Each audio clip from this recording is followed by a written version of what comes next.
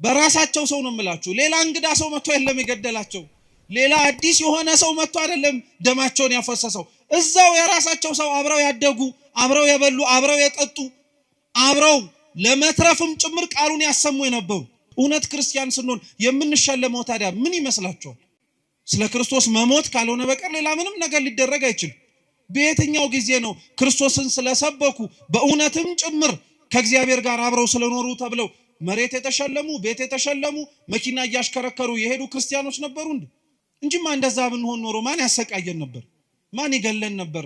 ማን እንደፈለገ ሰይፍ እያነሳ አንገታችን ሊያሳርፍብን ነበር? ማንም። ነቢያት ጥፋት ኖሮባቸው አልነበረም የተገደሉት። ነቢያት ክፉ ነገር ተናግረው አልነበረም። ነቢያት ሟርት ተናግረው አልነበረም የተገደሉት። እውነት ስለተናገሩ፣ በእውነት ስለኖሩ ሰው ክፋትን መርጦ እግዚአብሔርን ከማየት ይልቅ እነሱ ግን እግዚአብሔርን አይተው ደግን ነገር በመምረጣቸው ነበረ ዋጋ የከፈሉት የነበሩ። ለምንኖርባት መሬት ከኛ አልፈን ለሌላውም ጭምር እግዚአብሔርን ማየት እንዲችሉ ምክንያት መሆን ስላለብን ስለዛ ብቻ ተብለን እንታረዳለን። ስለዛ ብቻ ተብለን እንገደላለን። ስለዛ ብቻ ተብለን ዋጋ እንድንከፍል እንደረጋለን።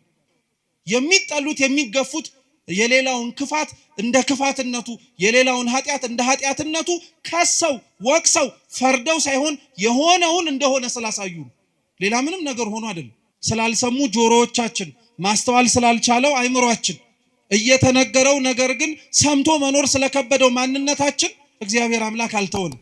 ነቢያት እንዳልኳችሁ ነው የተገደሉት በሩቅ ሰው አይደለም። ዛሬም ሀገራችን ላይ ያሉት በየቦታው የሚሞቱት ወገኖቻችን የሚሞቱት በሩቅ ሰው አይደለም፣ በራሳቸው ሰው ነው። ክርስቲያኖች ለሚኖሩባት ቦታ እንደ ዜጎች ይኖራሉ፣ ግን ስደተኞች ናቸው። አይገርማችሁ? ለሚኖሩባት መሬት ዜጎች ናቸው፣ ግን ስደተኞች ናቸው። ስደተኛ ሆኑት ግን መርጠው ነው፣ በሰማይ ስፍራ እንዳላቸው ስላወቁ። ነገር ግን ግብሩን የከበደን አሁን መኖሩ እንዳልኳችሁ ነው። እንኳን መከራው ከሩቅ ሆኖ ተሰምቶ ቀርቶ ቅርብ ያለነው ሰዎች እንኳን መስማት አንፈልግም፣ ያንገሸግሸናል፣ ሰለቸን እንላለን። የሞቱት ሳይሰለቹ አንተ የምትሰማው ትሰለቻለህ? የታረዱት ሳይሰለቹ አንተ እንዲህ የምትመለከተው በስልክ ደከመኝ ትላለህ? ሰው ከመስታወት ፊት ቆሞ እድፉን እንደሚያነጻው ሁሉ እውነተኛ ክርስቲያኖች የሰውን ጥላቻ፣ እውነተኛ ክርስቲያኖች ሰው እንዴት ከእግዚአብሔር እንደራቀ ፍንትው አድርገው የሚያሳዩ መስታወቶች ናቸው። በራሳቸው ሰው ነው የሚገደሉት። ሐቁ እንደዛ ነው። የሚገደሉት ጥፋት ኖሮባቸው አይደለም። የሚገደሉት ክርስቲያን ሆነው ስለተገኙ ነው። በስመ አብ ወወልድ ወመንፈስ ቅዱስ አሐዱ አምላክ አሜን። በስመ አብ ወወልድ ወመንፈስ ቅዱስ አሐዱ አምላክ አሜን። በስመ አብ ወወልድ ወመንፈስ ቅዱስ አሐዱ አምላክ አሜን። ክቡራን አባቶቻችን፣ አበው መነኮሳት፣ አባቶች ካህናት፣ ወንድሞች ዲያቆናት፣ ሊቃውንተ ቤተ ክርስቲያን፣ መምህራን፣ ዘማሪያን፣ እንደየማዕረጋችሁ ከሩቅም ከቅርብም የተገኛችሁ የልዑል እግዚአብሔር ቤተሰቦች በወደደን ባከበረን በአምላካችን ፍጹም ሰላም እንደምን ዋላችሁ? እንደምን አመሻችሁ? እንደምን እስከ ሰዓት ደረሳችሁ? ቸርነቱን፣ ምሕረቱን፣ ይቅርታውን በእድሜያችን ላይ ጨምሮ በፊቱ ያሳየነውን የእምነት ማነስ የምግባር ጉድለትም ይቅር ብሎ እንደ ስራችን ሳይሆን እንደ ቸርነቱ ያቆየን የአባቶቻችን አምላክ ልዑል እግዚአብሔር ስሙ የተመሰገነ ይሁን። እንደ እግዚአብሔር ቅዱስ ፈቃድ ከዚህ ሰዓት በኋላ ባለን ደቂቃ ሕያውና ዘላለማዊ የሆነውን የአምላካችንን ቅዱስ ቃል እንማራለን። አምላካችን በጉባኤያችን በመሰባሰባችን መሃል ተገኝቶ እንዲያስተምረን፣ እንዲመክረን፣ እንዲገስጸን ሕያው ዘላለማዊ የሆነውን ቅዱስ ቃሉን መስማት እንድንችል አይነ ልቡናችንን እንዲያበራልን የተዘጋጀ ሕሊና እንዲሰጠን የእርሱ ቅዱስ ፈቃድ ይሁንልን። የሐዋርያው የቅዱስ ማቴዎስ ወንጌል ምዕራፍ 21 ከቁጥር 33 ጀምሮ የዓለም ሁሉ መድኃኒት የሆነ ጌታችን መድኃኒታችን ኢየሱስ ክርስቶስ ባስተማረው ትምህርት መነሻነት እንማራለን። የመጽሐፍ ቅዱሱን ቃል ሁላችሁ መስማት እንድትችሉ አነብላችሁና ወደ ትምህርታችን እንሄዳለን። እግዚአብሔር ከሁላችን ጋር ይሁን። ሌላ ምሳሌ ስሙ። የወይን አትክልት የተከለ ባለቤት ሰው ነበረ። ቅጥርም ቀጠረለት፣ መጥመቂያም ማሰለት፣ ግንብም ሰራና ለገበሬዎች አከራይቶ ወደ ሌላ ሀገር ሄደ። የሚያፈራበትም ጊዜ ሲቀርብ ፍሬውን ሊቀበሉ ባሮቹን ወደ ገበሬዎቹ ላከ። ገበሬዎቹም ባሮቹን ይዘው አንዱን ደበደቡት፣ አንዱንም ገደሉት፣ ሌላውንም ወገሩት። ደግሞም ከፊተኞቹ የሚበዙ ሌሎች ባሮችን ላከ፣ እንዲሁም አደረጉባቸው። በኋላ ግን ልጄን ይፈሩታል ብሎ ልጁን ላከላቸው። ገበሬዎቹ ግን ልጁን ባዩ ጊዜ እርስ በእርሳቸው ወራሹ ይህ ነውና እንግደለውና ርስቱን እናገኝ ተባባሉ። ይዘውም ከወይኑ አትክልት አወጡና ገደሉት። እንግዲህ የወይኑ አትክልት ጌታ በሚመጣ ጊዜ በእነዚህ ገበሬዎች ላይ ምን ያደርግባቸዋል? እነርሱም ክፉዎችን በክፉ ያጠፋቸዋል፣ የወይኑንም አትክልት ፍሬውን በየጊዜው ለሚያስረክቡ ለሌሎች ገበሬዎች ይሰጣቸዋል አሉት። ኢየሱስም እንዲህ አላቸው፣ ግንበኞች የናቁት ድንጋይ እርሱ የማዕዘን ራስ ሆነ። ይህም ከጌታ ዘንድ ሆነ፣ ለዓይኖቻችንም ድንቅ ነው የሚለውን ከቶ በመጽሐፍ አላነበባችሁምን? ስለዚህ እላችኋለሁ የእግዚአብሔር መንግሥት ከእናንተ ትወሰዳለች፣ ፍሬዋንም ለሚያደርግ ሕዝብ ትሰጣለች። በዚህም ድንጋይ ላይ የሚወድቅ ይቀጠቀጣል፣ ድንጋዩ ግን የሚወድቅበትን ሁሉ ይፈጨዋል አለ ይላል። ስለ ቅዱስ ቃሉ የአምላካችን የልዑል እግዚአብሔር ስም የተመሰገነ ይሁን። እንደ እግዚአብሔር ቅዱስ ፈቃድ እኛ የምንማማርበት የትምህርታችን ርዕስ በዚሁ ባነበብነው ቅዱስ ወንጌል ቁጥር 42 ላይ ያለው ኃይለ ቃል ይሆናል። ግንበኞች በሉ ሁላችሁም፣ ግንበኞች የናቁት ድንጋይ እርሱ የማዕዘን ራስ ሆነ። እስኪ ድገሙት። ግንበኞች የናቁት ድንጋይ እርሱ የማዕዘን ራስ ሆነ። ሶስተኛ ድገሙት። ግንበኞች የናቁት ድንጋይ እርሱ የማዕዘን ራስ ሆነ። በዚህ ኃይለ ቃል መነሻነት ያነበብነውን ወንጌል መነሻ አድርገን እንማራለን። አምላካችን በጉባኤያችን ተገኝቶ እንዲያስተምረን እንዲመክረን የእርሱ ቅዱስ ፈቃድ ይሁንልን።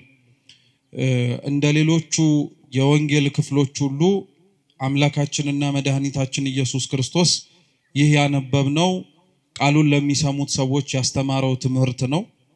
ይህንኑ የተነበበው ምሳሌ የማርቆስ ወንጌል ምዕራፍ 12 እና የሉቃስ ወንጌል ምዕራፍ 20 ላይም ጭምር ተጽፎ ይገኛል። ጥቂት ከሆኑ የሐሳብ ልዩነቶች ባለፈ መሰረታዊ በታሪክ ደረጃ ምንም የሚለያይ ሐሳብ አይኖረው። አንድ የወይን አትክልት ስፍራ የነበረው ሰው እንደነበረ ለወይኑ አትክልት ስፍራ የሚያስፈልገውን ነገር በሙሉ እንዳደረገለት፣ በኋላም ደግሞ ያደረገለትን የወይኑን ስፍራ ፍሬውን ለመቀበል ሰዎችን እንደላከ፣ እነዛም የተላኩት ሰዎች በየተራቸው ፍሬውን ለመቀበል ሲሄዱ እንደተገደሉ፣ በመጨረሻም ደግሞ ልጁን እንደላከና ልጁን ደግሞ ሲያዩ ይበልጥ እንደተናደዱና እንደተበሳጩ ልጁንም እንደገደሉት ጭምር ይናገራል። ይህ አሁን ያነበብነው የቅዱስ ወንጌል ክፍል እንዳልኳችሁ ጌታችን መድኃኒታችን ኢየሱስ ክርስቶስ ቃሉን ይሰሙት ለነበሩት ለሕዝብ ያስተማረው ትምህርት ነው። ጌታችን ኢየሱስ ክርስቶስ በዋነኝነት ቃሉን በሚያስተምርባቸው ስፍራዎች ላይ ለሚገኙት ሰዎች በሙሉ ትምህርትን ያስተላልፍ የነበረውና የሚሆኑ ነገሮች ከመሆናቸው በፊት አስቀድሞ ያዘጋጃቸው የነበረው ክፉዎች ከክፋታቸው እንዲጠበቁ፣ መልካሞች ደግሞ ክፉዎች በሚያደርጉት ስራ ላይ እና በድርጊታቸው በመነሳት ተስፋ ቆርጠው የሚመጣውን ክብርም ጭምር እንዳያጡ ነው። እግዚአብሔር አምላክ ክፉዎች በክፋታቸው እንዲቀጥሉ አይፈልግም። ልቡና ሰጥቷቸው ማስተዋሉንም ጭምር ታድለው ራሳቸውን በንስሐ እንዲመልሱ ከሚመጣው ክፋትም ጭምር ራሳቸውን መጠበቅ እንዲችሉ ይፈቅዳል። እንዲሁ የሚያደርገው አምላካችን ደግሞ ደጎች ሆነው ደግሞ መከራውን ለሚቀበሉ፣ ደጎች ሆነው ደግሞ ስቃዩንም ጭምር ተሳታፊ ለሚሆኑት ደግሞ እንደጠሩት የአምላካቸው ድምፅ ዝምታው ቢዘገይባቸው ዋጋ እንደሌላቸው መስሏቸው በሃይማኖታቸው በጽናታቸውም ጭምር እንዳይገኙ ሊያደርጋቸው ከሚችለው ነገር በሙሉም እንዲሸሹም ወይም እንዲቆጠቡም ጭምር ይፈልጋል። እግዚአብሔር ትምህርትን ያስተምር የነበረው ነገሮች ከመሆናቸውም በፊት ይሄ ነገር ይሆናል፣ ያ ነገርም ሊመጣ ይችላል እያለ ያስተምር የነበረው ለዛ ነው። ይሄም ያነበብነው የመጽሐፍ ቅዱስ ክፍል ነገሮች ከመሆናቸው በፊትና ከመፈጸማቸው በፊት የተነገረ ትንቢት ነው። ይሄ ትንቢት ልዩ የሚያደርገው ምንድነው? ትንቢቱ በሐዲስ ኪዳን ይነገር እንጂ ነገሮች ከመፈጸማቸው በፊት ይሄንኑ ትንቢት ግን አምላካችን ኢየሱስ ክርስቶስ አስቀድሞ በነቢያት ላይ አድሮ ያስተማረውን ትምህርት መነሻ በማድረግ ነው ያስተማረው። ትላንት ያልነበረ ዛሬ ላይ የሚጀመር፣ ትላንት ያልተነገረ ዛሬ ላይ ደግሞ እንደ አዲስ የሚነገር ምንም ነገር አይኖርም። ስለዚህ ጌታችን ኢየሱስ ክርስቶስ ትላንትና በነቢያቱ ላይ አድሮ ሲያስተምር የነበረው እርሱ እንደሆነ ያውቁ ዘንድ ስለፈለገ ይሄ የወይን አትክልት ስፍራ የሚለውን ምሳሌ አድርጎ ሊያስተምራቸው ፈለገ። ይሄንን ምሳሌ ለመጀመሪያ ጊዜ ላይ የተናገረው ይሄንንም ትምህርት በማስተማርም ጭምር ጌታችን መድኃኒታችን ኢየሱስ ክርስቶስን የመሰለው ነብዩ ኢሳይያስ። ነብዩ ኢሳይያስ በትንቢተ ኢሳይያስ ምዕራፍ 5 ከቁጥር 1 ጀምሮ አምላካችን ልዑል እግዚአብሔር ያስተማረውን ይሄንኑ የወይን አትክልት ስፍራን ምሳሌ መስሎ አስተምሮበታል። ይሄ የወይን አትክልት ስፍራ ቅጥር የተማሰለት፣ መጭመቂያ የተዘጋጀለት፣ በኋላም ደግሞ ማማ ተዘጋጅቶለት እየተጠበቀ የነበረው ኢሳይያስ በኦሪቱ የተናገረለት የእስራኤል ሕዝብና እስራኤላውያን ናቸው። እግዚአብሔር አምላካችን ለወይኑ አትክልት ስፍራ ባለቤት እንደነበረውና እንዳልኳችሁ ለሚያስፈልገው ነገር በሙሉ ለስፍራው እንዳሟላ ሲናገር ነብዩ ኢሳይያስ ደግሞ በትንቢት መጽሐፉ ምዕራፍ 5 ቁጥር 1 ላይ ከዛ የበለጠ ሌላ ትርጉም እንዳለው ደግሞ ይናገራል። እርሱም ምንድነው? እግዚአብሔር አምላክ የወይን አትክልት ስፍራ ለተባለችው ለእስራኤል ቅጥርን መማስ፣ አጥርን መስራት፣ ማማንም ሰርቶ ገበሬዎችንና ሰራተኞችን ቀጥሮ መንከባከቡን ትኩረት አድርጎ የተናገረ ብቻ ሳይሆን ኢሳይያስ ምንም ነገር እንዳላጎደለባትም ጭምር ይናገራል። ይወዳት ለነበረችው ስትሰቃይ ከስቃይ ላወጣት፣ ክፉ ሲሆንባት ፈጥኖ ለደረሰላት ለሕዝቡ እግዚአብሔር አምላክ ይሄንን ስፍራ ብቻ ሳይሆን ከስፍራውም የላቀውን ምንም ያጎደለባት ነገር እንደነበረ ይናገራል። መጽሐፍ ቅዱስ ለእስራኤልና ለእግዚአብሔር ያላቸውን ግንኙነት በተለያየ መንገድ አድርጎ ነው የሚናገረው። በተለይ ደግሞ ምንም እንዳላጎደለባት ነብዩ ኢሳይያስ የተናገረውን ግልጽ የሚያደርገው እግዚአብሔር እስራኤልን እንዴት እንደሚያያትም ጭምር ስናውቅና ስንረዳ ነው። እስራኤል የመረጣት እግዚአብሔር ሕዝቡን የሚመለከተውና ያየው የነበረው በአንድ መጽሐፎቻችን ዙሪያ ላይ ስትመለከቱት በዚሁ በኢሳይያስ መጽሐፍ ላይ እስራኤልን እንደ ሙሽራ ወይም እንደ ሙሽሪት አድርጎ እርሱ ደግሞ እንዳጫት እንደ ሙሽራ አድርጎ ነበር ይመለከት የነበረው። ስለዚህ እግዚአብሔር አምላክ ሙሽራይቱ ለሆነችው ለእስራኤል ይቀናላት ነበር።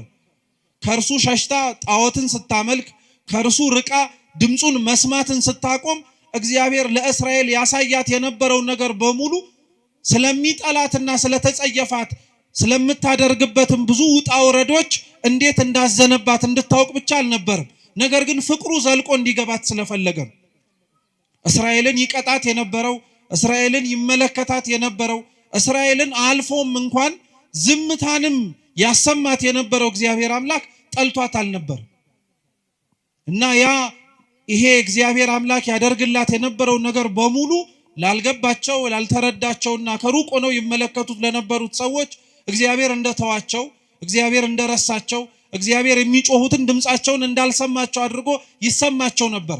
እግዚአብሔር ግን ይህን ያደርግበት የነበረበትን ምክንያት በኢሳይያስ አንደበት ላይ ሆኖ ሲናገር ምን አለ? በእውኑ ለወይኔ ቦታ ያጎደልኩበት ምንድነው አለ። እስኪ ያጎደልኩበት በሉ ምንድነው? እግዚአብሔር እውነት ነው የምነግራችሁ፣ ለእስራኤል ምንም ያጎደለባት ነገር የለም። እንኳን ባሪያ ሆና ከነበረችበት ከግብጽ ባርነት ነፃ ማውጣት ቀርቶ ምድራዊ የሆነ እንጀራ እንዳትበላ ከሰማይ መና ወርዶላት፣ የደፈረሰና ንጹህ ያልሆነ ውሃ እንኳን ጠጥቻለሁ አጠጥቶኛል ብላ እንኳን እንዳታማው ከአለት ላይ የፈለቀ ንጹህ ውሃንም ጭምር ሰጥቷታል። በመንገዴ ማንም እንኳን አብሮኝ አልነበረም ብላ ራሷን ወደ ላይ አንስታ እግዚአብሔር ላይ እንዳታጉረመርም ከምድር ስንዝር ከፍ አድርጎ ከፊትና ከኋላ የሚመጡባትን ጠላቶቿን ጠብቆ ነው ሲንከባከባት የነበረው። ይህንኑ እንዲህ ያደረገላትን እግዚአብሔር ነው ራሷ እስራኤል ደግሞ ተነስታ የጎደለባት ይመስል ብዙ ነገርን ለያዋ ላይ አመጽ ያነሳችው እግዚአብሔር ነው እና እግዚአብሔር ለእስራኤል ምን አጎደልኩባት ብሎ እንደሚናገረው ሁሉ ኢሳይያስ የተናገረውን መልሶ እርሱ አምላካችን ኢየሱስ ክርስቶስ ሲራመድና በመሬት ላይ ሲያስተምር ያንኑ ትንቢት አንስቶ ሊያስተምራቸው ፈለገ። ለአንድ ሰው የወይን አትክልት ስፍራ ነበረው፣ ወይም የወይን አትክልት ስፍራ የነበረው ባለቤት ነበራል። ቅጥር መቀጠር፣ መጭመቂያ ማዘጋጀት፣ ከዛም አልፎ ደግሞ ማማ መዘርጋት ለአንድ ለወይን አትክልት ስፍራ የሚያስፈልጉ ነገሮች ናቸው። መቼም አንድ ሰው ገበሬም እንኳን ሆኖ ዘር የሚዘራው መሬቱ መቀበል እንደሚችል ዘሩን ለማሳየት እርሱም ደግሞ ይቀበላል ብሎ ለመናገር አይደለም። የዘራውን ዘር አጭዶ ጎተራ ለመክተት ከጎተራው አውጥቶ ቢወድ ሽጦ ሊያተርፍበት አለያ ደግሞ ከፈለገ ደግሞ እንዲበላው እንዲጠጣው። የወይኑ አትክልት ስፍራ ባለቤትም ቅጥር የቀጠረለት ምንም አይነት ነገር መጥቶ ፍሬውን እንዳያጨናግፍበት ነው። መጭመቂያ ያዘጋጀለት ወይኑ ሲደርስ አገልግሎቱ ተጨምቆ እንዲጠጣ ተጨምቆ የወይን ጠጅ መሆን እንዲችል ለማድረግ ነው። እየሰማችሁ ነው? ማማም ያዘጋጀለት ደግሞ ከሩቅ የሚመጣ ጠላትን ወይም ከሩቅ የሚመጣ ቅጥሩን ሊያፈርስበት የሚችል ከወይኑ የፈለገውን ፍሬ ማግኘት እንዳይችል ሊያደርገው የሚችለውን ጠላት መመልከትና ማወቅ እንዲችል። ክርስቶስ በጅማሬው ይሄንን ያወራ የነበረው ስለ እስራኤላውያን የወይን አትክልት ስፍራ ተብላ የተነገረችው እስራኤል ናት። ቅጥር መቀጠር የተባለው እስራኤልን መጠበቁን መንከባከቡን ለማሳየት ነው። መጭመቂያ ያዘጋጀላት የሚባለው ደግሞ ከእግዚአብሔር የተቀበለችውን የሰጣትን ነገር በሙሉ ፍሬ ልታፈራበት የምትችለውን መጠቀም የምትችልበትን መንገድ ሰጣት። ቤተ መቅደስን ሰጣት፣ ታቦትን ሰጣት፣ ካህናትን ሰየመላት። መቅደስ አዘጋጅቶ መግባት መውጣት እንዲችሉ እነሱም ተሳታፊ መሆን እንዲችሉ መስዋዕት የሚያቀርቡበትንም ስርዓት ሰጣት። ቅጥር አዘጋጀላት አልኳችሁ።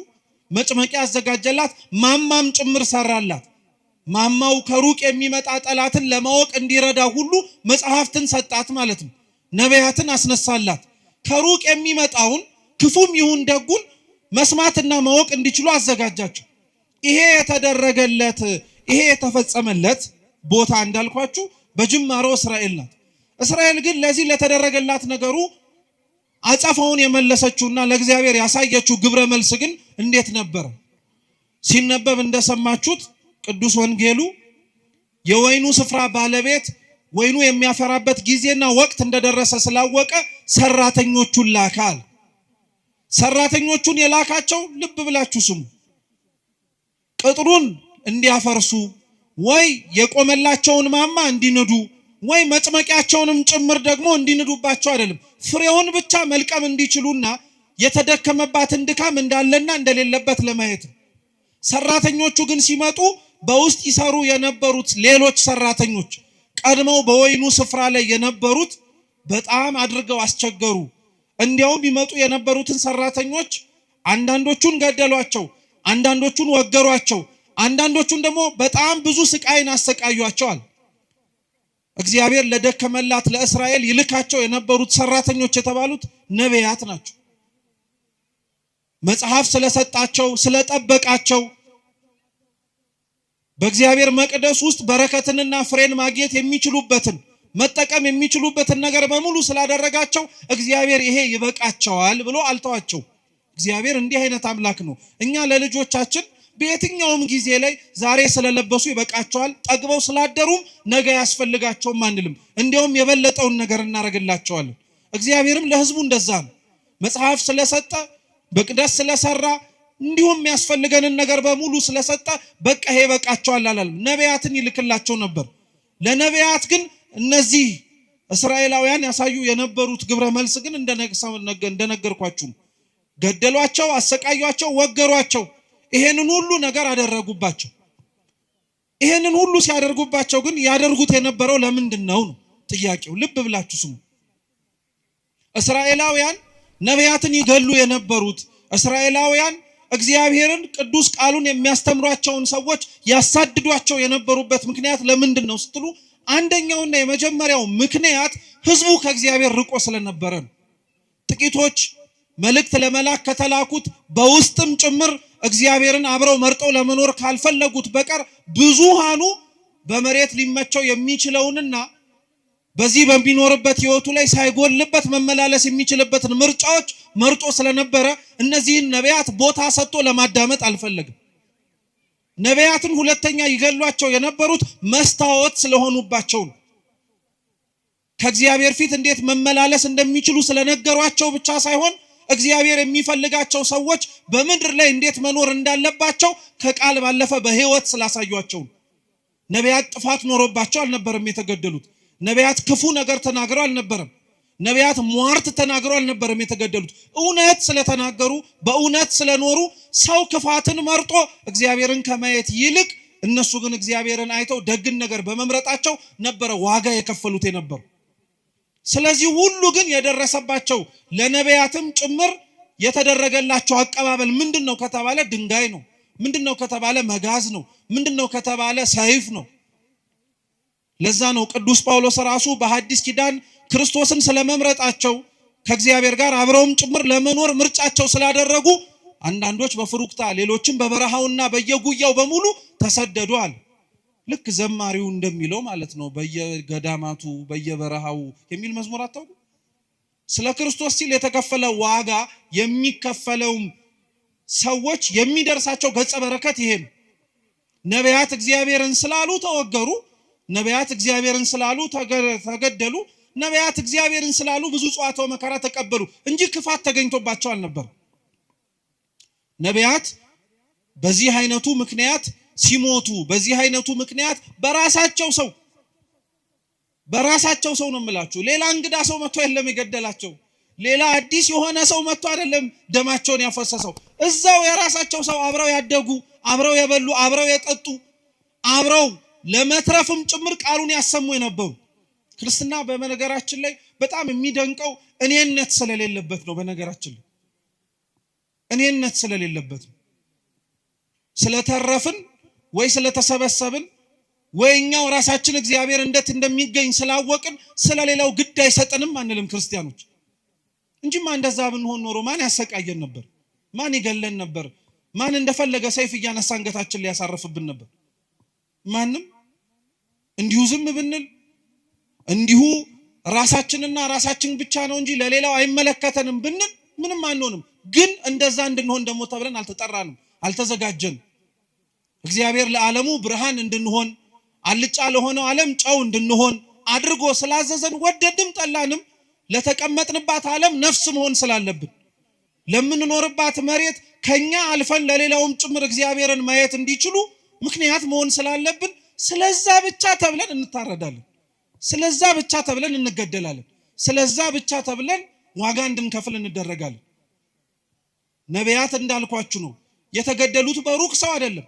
ዛሬም ሀገራችን ላይ ያሉት በየቦታው የሚሞቱት ወገኖቻችን የሚሞቱት በሩቅ ሰው አይደለም፣ በራሳቸው ሰው ነው። በራሳቸው ሰው ነው የሚገደሉት። ሐቁ እንደዛ ነው።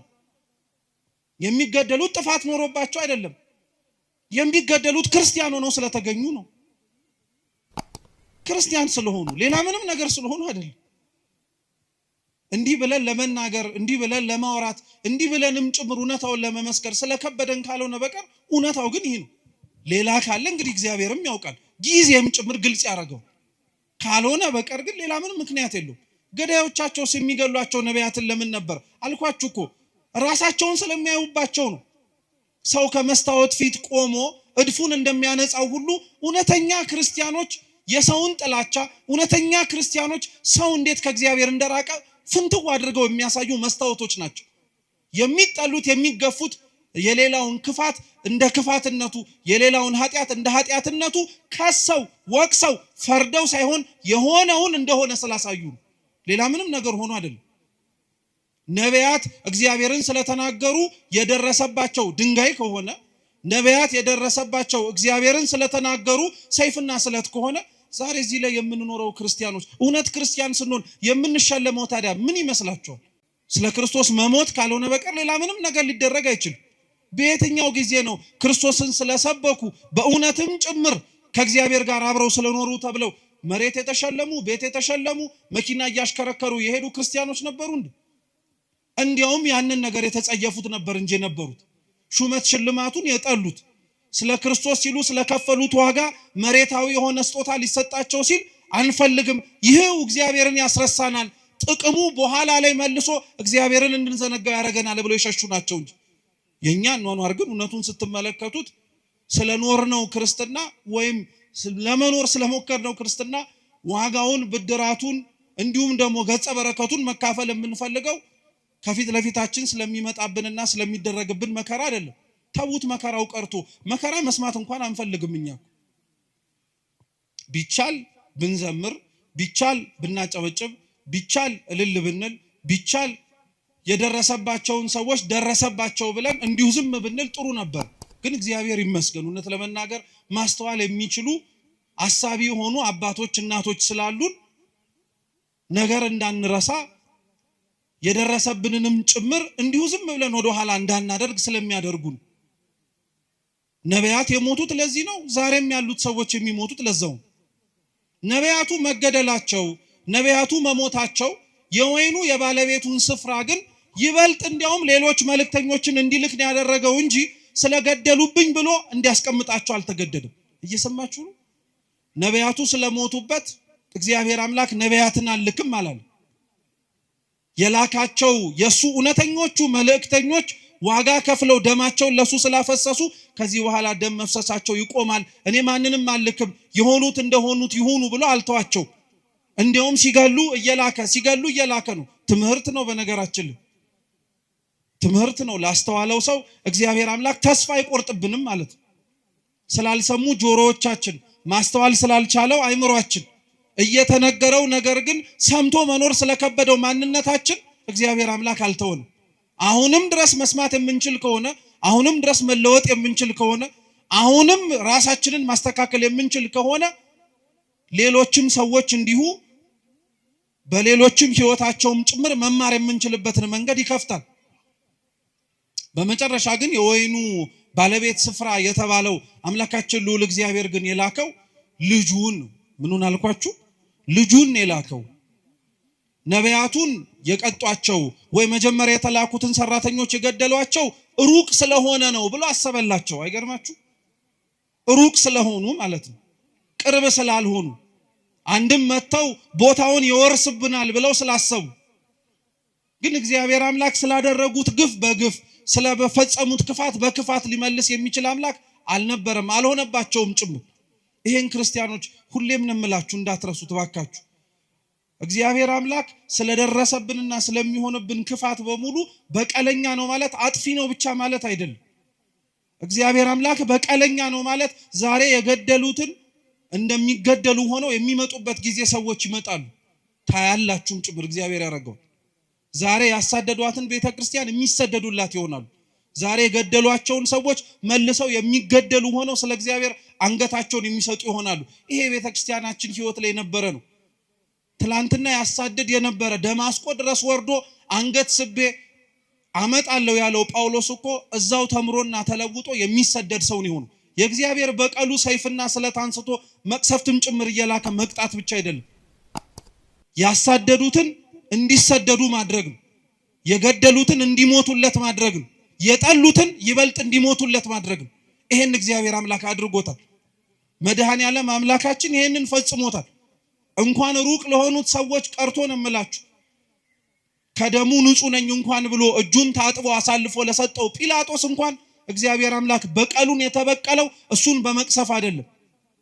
የሞተውና የገደለውን ምክንያት እንዲሆን ያደረገውን ክርስቶስን አምኖት በስሙ እንዲሞት ሰማዕት ነው ያደረገው። በቀልንም ስንመኝ እንዴት ያለውን በቀል መመኘት እንዳለብንም ማወቅ አለብን። ጨካኝ መሆን የለብንም። ዓለም ውስጥ ስንኖር ዓለሙን መስለንም መታየት የለብንም። እንደ ዓለሙ ማስተጋባት የለብንም። ለምዶብን ነው እንጂ ዓለም ለሚደርስባት ችግር፣ ዓለም ለሚደርስባትም አጸፋ በሙሉ የምትመልሰው መግለጫ በመስጠት ነው። እኛም ለመድ ነው። ክፋት ሲደርስብን፣ ነውር ሲደርስብን፣ ግፍ ሲፈጸምብን መግለጫ እንሰጣለን።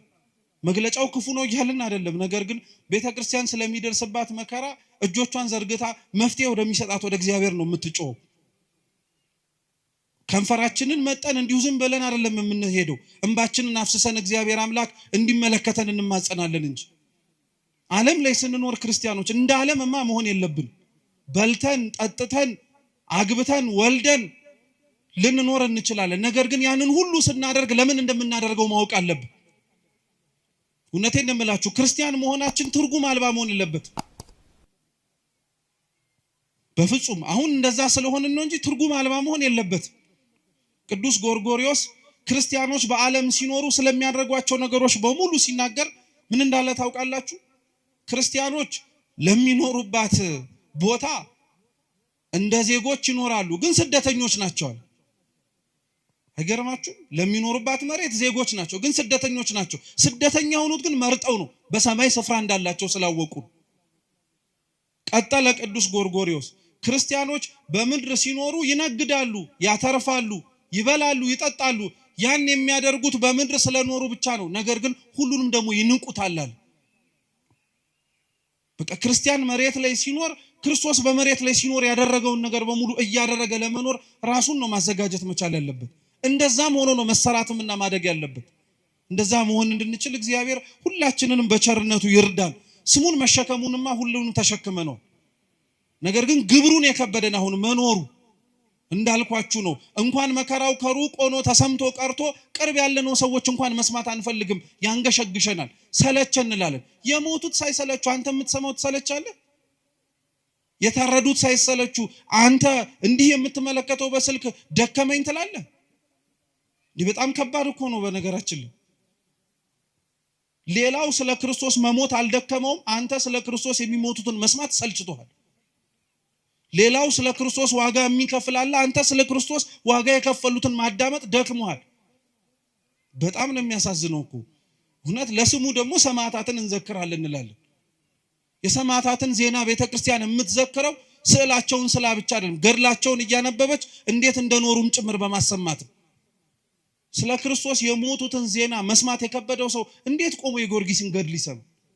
እንዴት ቆሞ የመርቆሪዎስን ገድል ይሰማ? አይችልም በፍጹም። ጊዮርጊስ የሞተለትን መርቆሪዎስ ሕይወቱን የሰጠለትን አምላክ እኮ ነው ዛሬም ድረስም ጭምር ክርስቲያኖች በየቦታው ሕይወታቸውን የሚሰጡለት።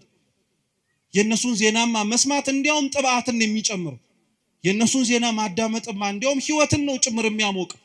የነሱን ዜና መስማት እንዲያውም ከምንኖረው ከንቱ ሕይወታችን ባለፈ ለካ ሌላ ትርጉም ያለው ሕይወት እንዳለ እንድናውቅ ነው የሚያደርግ። እኛ አሁን የምንኖርበት ዓላማ እውነት የሚያስኖር ይመስላችኋል? እነሱ ግን ሊኖሩበት የመረጡትም ሊሞቱበትም ጭምር የወደዱት ዓላማቸው ጌታችን መድኃኒታችን ኢየሱስ ክርስቶስ ነው። እውነት እግዚአብሔር ስሙ የተመሰገነ ይሁን። ይህን ማየት እንድንችል ራሱ ያደረገ ክርስትና የለም ብለን ደፍረን እንዳንናገር፣ ስለ ክርስቶስ የሚኖሩ ሰዎች የሉም ብለን እንኳን አፋችንን ሞልተን እንዳንናገር የሚያደርገን ብዙ ምክንያት ይሰጠን። ብዙ ምክንያት። ከነዛ ሁሉ ምክንያት ትልቁ ምክንያት ግን እንዳልኳችሁ ልክ የወይኑ ባለቤት ስፍራ ነቢያቱን የቀደሙትን አባቶችን ልኮ ሰዎቹ በአጸፋው ሞትን እንደፈረዱባቸው ሁሉ ምናልባት ከሰሙ ምናልባት ካዳመጡ ብሎ ልጁን ላከላቸው። ልጁን ሳይውት ግን ጭራሽ ተናደዱ አለ ቅዱስ መጽሐፍ። ጭራሽ ተናደዱ። እንዲያውም ልጁ መሆኑ ራሱ ወራሽ እንደሆነ ያስታውቃል። እውነት ነው። ሊወርስ የሚችል ወራሽም ሆኖ ሊገኝ የሚችል የአባትን ንብረት ልጅ ሊሆን ስለሚችል ስለዚህ ልጁን እንግደለው አሉ። ልብ ብላችሁ ስሙ። ለመግደል ምክንያታቸው አንደኛ ልጁ ስለሆነ ነው፣ ቅርበት ስላለው ማለት ነው። እየሰማችሁ ነው? ግን ቅርበት ስላለው ማለት ነው። የሩቅን ሰው በምን አድርጌ ምሳሌ ልስጣችሁ? ለምሳሌ ቤታችሁ ውስጥ አክስት ሲሞትና ወይ አጎት ሲሞትና ልጅ ሲሞት ያለው ልዩነት ተመሳሳይ ነው ወይስ አንድ ነው? ተመሳሳይ ነው ወይስ ይለያያል? ይለያያል እኮ። የሩቅ ዘመድ ሲሆን ወይም የስጋም ዘመድ ሆኖ እንደ ራሳችሁ እንደ ልጅ ሊሆን ግን አይችልም። ልብ ብላችሁ ስሙ። ጠላቶች የሆኑት የወይኑን ስፍራ ለማስተካከል ተሰይመው ልጁን ለመግደል የወሰኑት ሰዎች ቦታውን ለመውረስ ካላቸው ፍቅር ብቻ አይደለም፣ እርሱን በመግደል አባትየውን የበለጠ እንደሚያሳዝኑትም ጭምር ስለሚያውቁ ነው እንጂ። ስለዚህ እንግደለው ብለው ተማከሩ። በሁለተኛው ግልጽ የሆነው ምክንያታቸው ደግሞ እርሱን ከገደልን ወራሹንም ጭምር ካወጣን ባለቤትነቱ የቦታው የኛ ይሆናልን ብለው ጭምር ስላሰቡ ልጁን ያዙት፣ አሰቃዩት፣ አንገላቱት፣ ዋጋም ጭምር አስከፈሉት። ከነቢያት በኋላ የወይን አትክልት ስፍራ ለተባለች ለእስራኤል ለሕዝብ ሁሉ የተላከው ልጅ የሚባለው ዛሬ በዓሉን የምናከብርለት ቸሩ መድኃኔዓለም እግዚአብሔር አምላክ ክፋታችንን አይቶ እግዚአብሔር አምላክ ለላካቸው መልእክተኞቹ ለነቢያትና ለቅዱሳን የሰጠነውን ግብረ መልስና ክፋት ተመልክቶ ክፋትን በክፋት ሊመልስብን አልወደደም። እንዲያውም የበለጠ ደግነቱን አሳየን እንጂ፣ እንዲያውም የበለጠ ፍቅሩን አሳየን። ልጁን ሊሰጠን ወደደ ጌታችን ኢየሱስ ክርስቶስ ልጁን የሰጠን ይሄ ልጅ ተብሎ የተጠቀሰው በነገራችን ላይ እኛው ራሳችን ጠምዝዘን ስለ ክርስቶስ እንዲናገር ስላደረግነው አይደለም ቅዱስ ቃሉ ልጁ ተብሎ የተጠቀሰው በወንጌል ስፍራ ላይ ተደጋጋሚ ብትፈልጉ የምታገኙት ጌታችን ኢየሱስ ክርስቶስ ነው ሌሎቻችን ለእግዚአብሔር ያለንን ልጅነት ቅዱስ መጽሐፍ ሲናገር ልጆች እያለን የሚጠራ እስኪ ልጆች በሉ አዎ እኛ ስንጠራ ልጆች ተብለን ጌታችን መድኃኒታችን ኢየሱስ ክርስቶስ ግን ሲጠራ ልጅ ተብሎ ነው ልዩነት ስላለው እኛ ልጆች የተባልነው ልጅነታችን የጸጋ ስለሆነ ነው የስጦታን ልጅ አለመባልም እንችላለን እግዚአብሔርን አባት እንዲሆነን ካልመረጥን ጌታችን ኢየሱስ ክርስቶስ ግን ልጅ ተብሎ ሲጠቀስ የባህሪ ልጅነት ነው ማንንም ሊነጥቀው የማይችል ማለት ነው ማንንም ሊወስድበት የማይችል ልጁ ተብሎ የሚጠቀሰው እርሱ ነው ጌታችን ኢየሱስ ክርስቶስ ሲጠመቅ የባህሪ አባቱ እግዚአብሔር አብ በሰማይ ሆኖ ሲናገር ሲመሰክር የመሰማ ነው የምወደው ምን ይሄን ልጄን ያለው የምወደው ልጄን ያለው በደብረ ታቦር የማርቆስ ወንጌል ምዕራፍ 9 ላይ ብርሃነ መለኮቱን ሲገልጥ ለደቀ መዛሙርቱ ሲያሳይስ ያው የባህሪ አባቱ እግዚአብሔር አብ ምን ብሎ ነው የምወደው ምን ያለው ልጄን ያለው ስለዚህ ልጁን ላከላቸው የተባለው ክርስቶስ ነው ሌላ ማንንም አይደለም ከመጭመቂያ ውስጥ ያሉ ሰማዕታት ከሰማዕታትም በደንብ ነው ያሉላት ዘወትር ሊሞቱላት አንገታቸውና ህይወታቸውን የማይሰስቱላት አልኳችሁ ከቤተ ክርስቲያን የጎደለ ነገር ቢኖር እኛ ነን እንደተሰበከልን ያልኖር ነው እንደተነገረን ያልፈጸም ነው እንደምንሰማው ለመኖርንም ጭምር ያልፈቀደንና ያልወደድን ማለት ነው አሁን እንኳን በዚህ ሁሉ ውጣ ወረድ አሁን እንኳን ባለንበትና በመንሰማው መልካም ባለውና ዜና ውስጥ እንኳን ሆነን እኮ እንደው ስለ ራሳችን ብለን መቀየር እንኳን ቢከብደን ስለ ቤተ ክርስቲያን ብለን እንኳን እኮ አንገትም አንደፋነን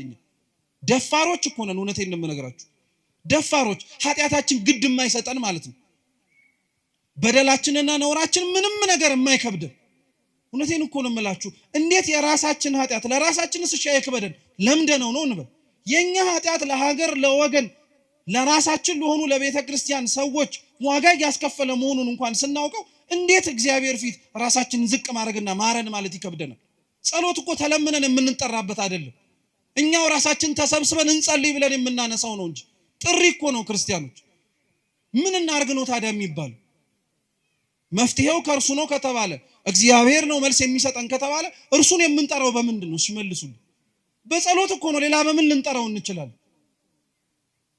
ድረስልን ብለን በመጣራት ነው ሌላ በምን ልንጠራው እንችላለን ህይወታችን መስተካከል አለበት ክርስቲያኖች እውነቴን ነው የምላችሁ እዚህና እዛ ያለነው ሰዎች ምንም የሚለየን ነገር የለም እዛ ያሉት ክርስቲያኖች እየሞቱ ያሉት እዛ ያሉት ክርስቲያኖች ዋጋ እየከፈሉ ያሉት የሚያስገድል ምክንያት ኖራቸው አይደለም እኛ እዚህ ያለን የምንኖር ሰዎች ደግሞ የሚያስኖር ምንም ጽድቅ ተገኝቶብን አይደለም እነሱን የሚያስገድል ምክንያት እኛን የሚያስኖር ምን ነገር አለ እንደውም ተገላቢጦሽ ቢሆን ነው እንጂ ዚማ ክፋትን ሊያስነሳብን እኛ ራሳችን ላይ አጸፋው ሊመለስብን የሚችል ብዙ ኃጢያት አለብን ብዙ ክፋት አለብን ብዙ ነውር አለብን እግዚአብሔር የሚያውቀው ከዛም አልፎ እኛው ራሳችን የምናውቀው ማለት ነው ቦታ ካለየን በቀር ምን የሚለየን ነገር አለ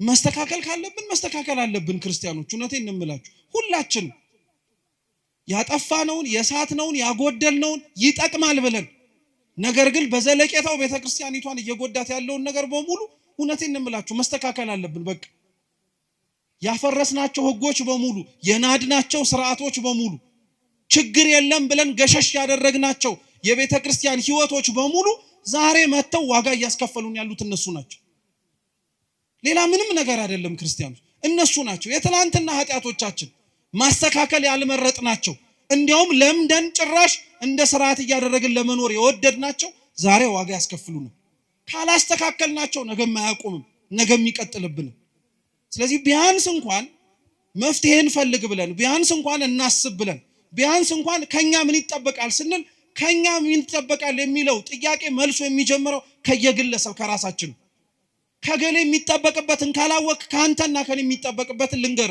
ንስሐ እንግባ ክፋት መስራታችንን እንመን ለወደቁት ሰዎች ደርሰን ለማንሳት እጆቻችን ባይዘረጉ ሊያነሳቸው ወደሚችል እግዚአብሔር እጆቻችንን እንዘርጋ ልባችንን እንክፈት ቢያንስ ይሄንን አንድ ሰው ማድረግ ይችላል ሌላውን ብንተው ማለት ነው። ልጁን ነደደላቸው፣ ልጁን ላከላቸው፣ ሰደደላቸው። እነሱ ምንም ቁም ነገር አልነበረም። እንዲያውም የምታስታውሱ ከሆነ ነቢያትን ካሰቃዩበት፣ ነቢያትን ከበደሉበትና ነቢያትን ዋጋ ካስከፈሉበት በላይ ክርስቶስን ዋጋ አስከፍለውታል።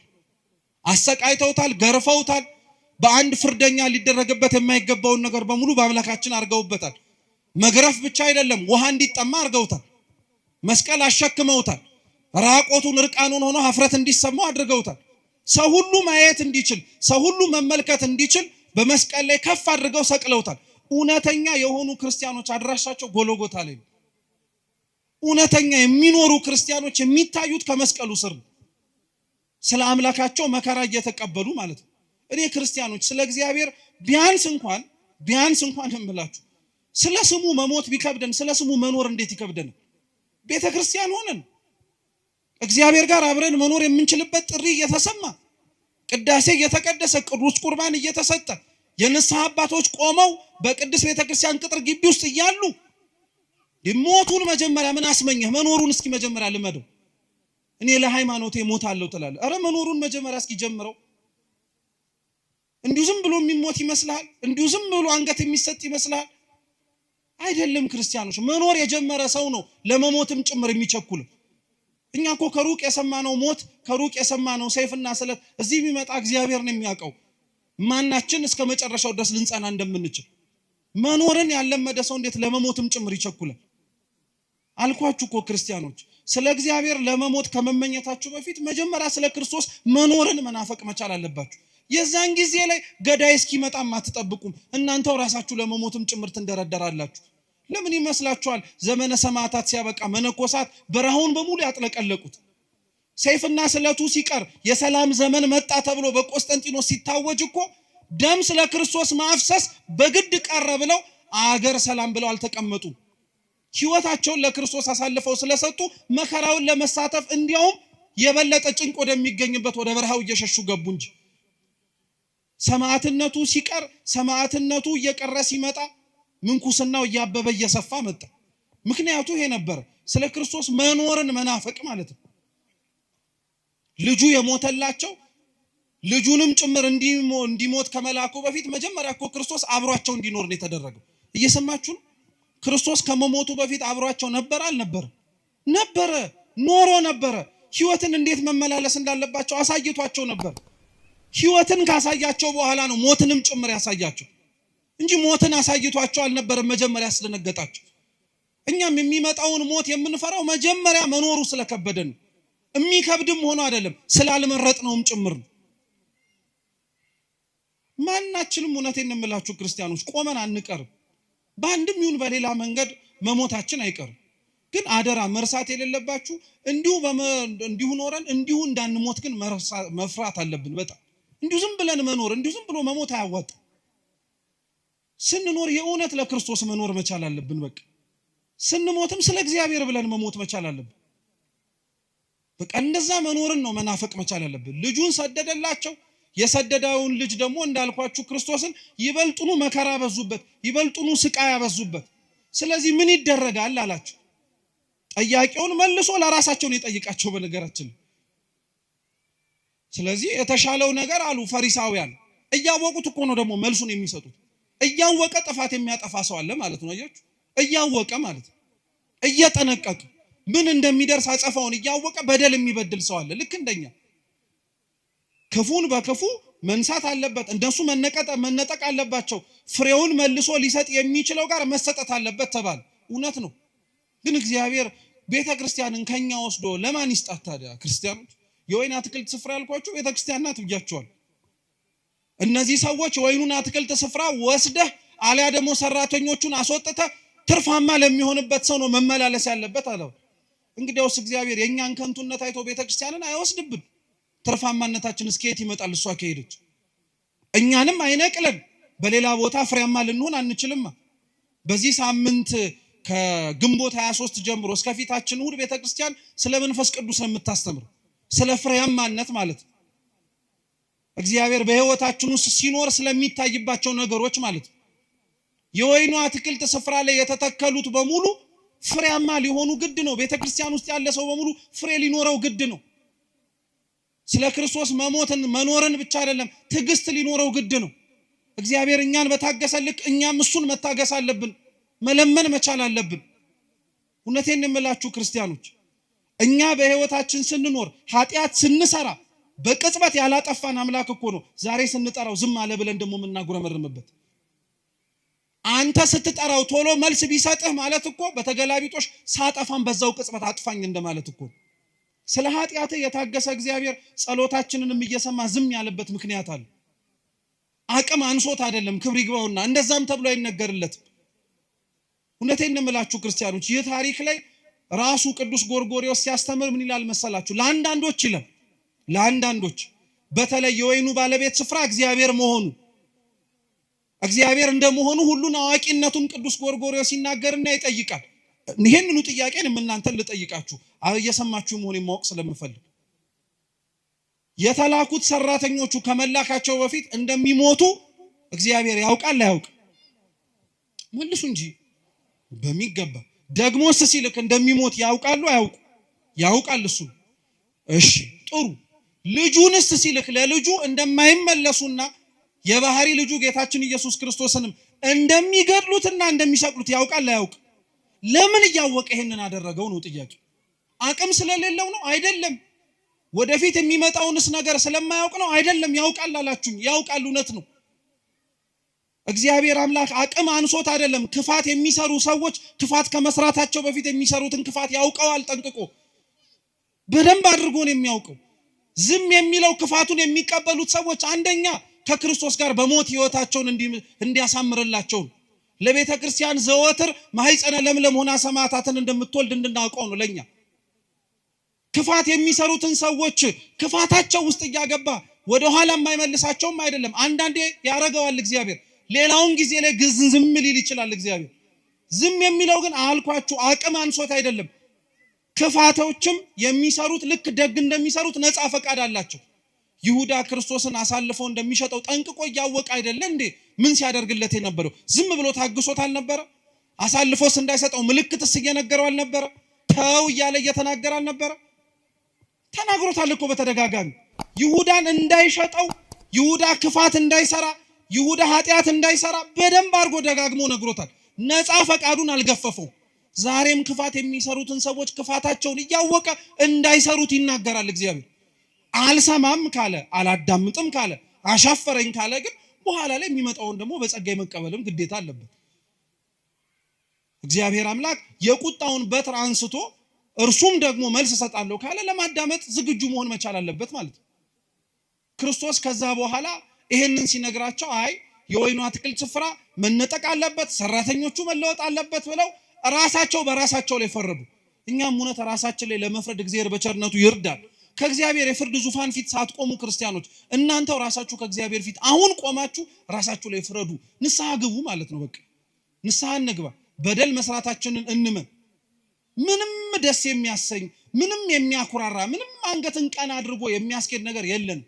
ምን የምላችሁ አሁን ያለንበት ወቅት የሐዘን ስለሆነ አይደል። በዚህ ዓለም ላይ ስንኖር ቀና ብለን ለምንኖርበትና ቀና ብሎ ሊያስኬደን የሚችለው ምክንያት ክርስቶስ ካልሆነ በቀር ምድራዊ ነገራችን ሊሆን ስለማይችል በፍጹም ሊሆን አይችልም። ራሳቸው በራሳቸው ላይ ፈረዱ። ፈርደው ግን አልተስተካከሉ። እኛም መስማቱን እንሰማዋለን፣ ሰምተን ግን አልተለወጥንም። እንድንለወጥ እግዚአብሔር በቸርነቱ ይርዳል። ይህንኑ አላቸው። ቀጠለና ጌታችን መድኃኒታችን ኢየሱስ ክርስቶስ ግን እኛ ለትምህርታችን ርዕስ ያደረግነውን ኃይለ ቃል ነገራቸው። እስኪ ግንበኞች በሉ የናቁት ድንጋይ እርሱ የማዕዘን ራስ ሆነ። ግንበኞች የተባሉት አይሁድ ናቸው። የናቁት ድንጋይ የተባለው ክርስቶስ ነው። ድንጋይ መሆኑን የምታውቁት ወይም አለት መሆኑን የምታውቁት አምላካችን ኢየሱስ ክርስቶስ ትዝ የሚላችሁ ከሆነ በፊልጵስዩስ ቂሳሪያ ስለማንነቱ ለደቀ መዛሙርቱ ሲጠይቃቸው ቅዱስ ጴጥሮስ አንተ የሕያው የእግዚአብሔር ልጅ ነህ ሲለው ጴጥሮስ ሆይ አንተ ምንድነህ ነው ያለው? አለት ነህ፣ ድንጋይ ነህ ብሎ ነው የተናገረው። አለትነቱ የጴጥሮስ ድንጋይነቱ የጴጥሮስ ንግግሩ ነው። ጌታችን መድኃኒታችን ኢየሱስ ክርስቶስ ነው በሱ አለትነት ላይ የታነጸ በሱ አለትነት ላይ የተመሰረተ ምንም ነገር እንደማይናወጽ ለማስተማር እየሰማችሁ ነው። ስለዚህ የመጀመሪያው ድንጋይ ጌታችን መድኃኒታችን ኢየሱስ ክርስቶስ ነው። ግንበኞች የናቁት የተባለው ድንጋይ ጌታችን ኢየሱስ ክርስቶስ የማዕዘን ራስ ይሆናል አለ። ምን ማለት መሰላችሁ? እነሱ የገፉት፣ እነሱ የናቁት፣ እነሱ የሰቀሉት፣ እነሱ ከፊት ለፊታቸው ያባረሩት ጌታችን ኢየሱስ ክርስቶስ ትልቁንና ዋናውን ስፍራ ይዛል አለ። በጣም ነው የሚደንቀው። ቅዱስ ባስልዮስ ዘቂሳርያ እቺኑ ቃል ሲተረጉም ምን ይላል መሰላችሁ? እነሱ የናቁት፣ እንዲያውም አብራችሁን በሉ፣ እነሱ የናቁት ክርስቶስ ልባቸውን ሲነግስበት፣ እነሱ ደግሞ የተናቁት የሰውን ሀብትና ንብረት ይዘው ተቀመጡ። አይገርማችሁ? የበለጠውን ነገር ክርስቶስ አገኘው፣ እነሱ የተናቀውን ነገር አገኙ። ዛሬም ድረስ ክርስቶስ የሞተለትን፣ ክርስቶስ ደሙን ያፈሰሰለትን ሰው ንቆ ከነሱ የሚገኘውን ጥቅም ፈልጎ አይኖርም። ነውር ነው፣ ኃጢአት ነው። እነሱ ይበልጣሉ፣ ሰው ይበልጣል። ክርስቲያኖች ምንም ነገር ቢሆን ሰው ይበልጣል። የፈረሰ ቤተክርስቲያን ይሰራል፣ አይተናል። ክፋት ነውር በገነነበት በተለያዩ ዘመናት ላይ የጠፉብንን መቅደሶች እኮ ሰርተናል። እግዚአብሔር የተመሰገነ ይሁን። ግን የፈረሰውን ሰው መልሰን አግኝተነዋል? የሞተውን ሰው መልሰን ቀስቀሰን አንስተነዋል? አያችሁት? ሰው ይበልጣል ማለት ነው። ሰው ከፍ ያለ ትርጉም አለው ማለት ነው። ሰው ከፍ ያለ እኛ ልንረዳው ያልቻልነው በምን አይነት ሁኔታ ራሱ እግዚአብሔር እንድንረዳው ሊያደርገን እንደሚችል ጥያቄ ራሱ ሊፈጥር በሚችል መልኩ የበለጠ ትርጉም እንዳለው ማወቅ መቻል አለብን። ግንበኞች የናቁት ጌታችን መድኃኒታችን ኢየሱስ ክርስቶስ አይሁድ የናቁት እርሱ መሰረታዊውና ትልቁ ነገር ይሆናል አለ። እውነት ነው። እነሱ የናቁት ክርስቶስ፣ እነሱ የገፉት አምላካችን መድኃኒታችን ኢየሱስ ክርስቶስ ትልቅ ሆነ፣ ገነነ፣ ሰፋ። ገደልነው ሲሉ በሕይወት ኖረ፣ አጠፋነው ሲሉ ጭራሽ ገነነ።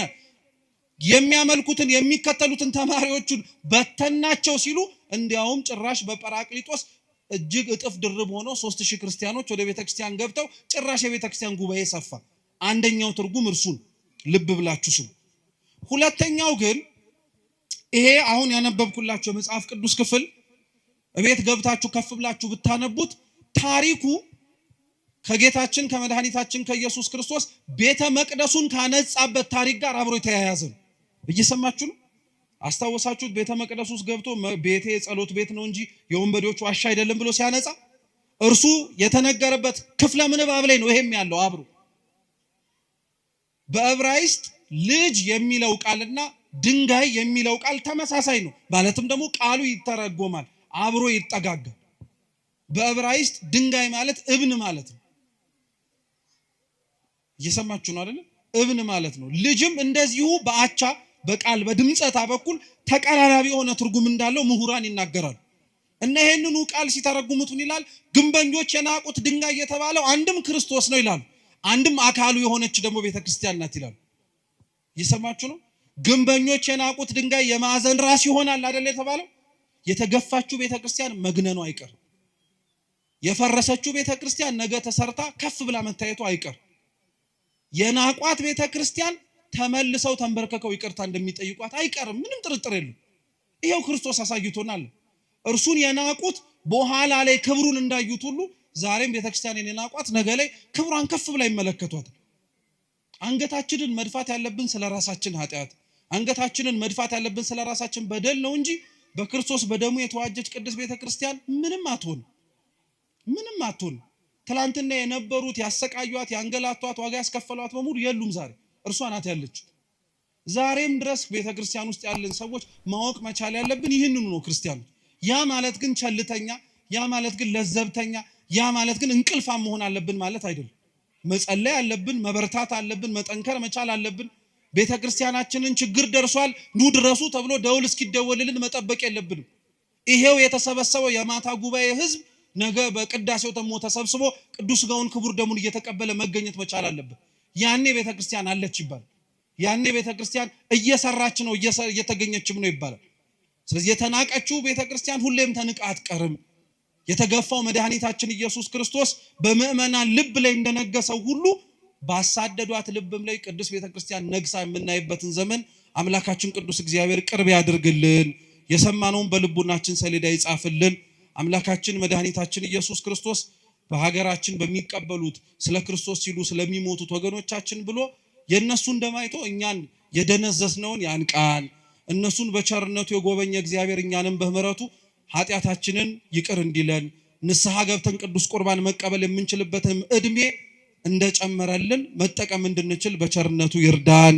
በጎደለው በነጠበው በሊቃውንቱ በመምህራኑ የሚታረም ይሁን። ወስብሐት ለእግዚአብሔር።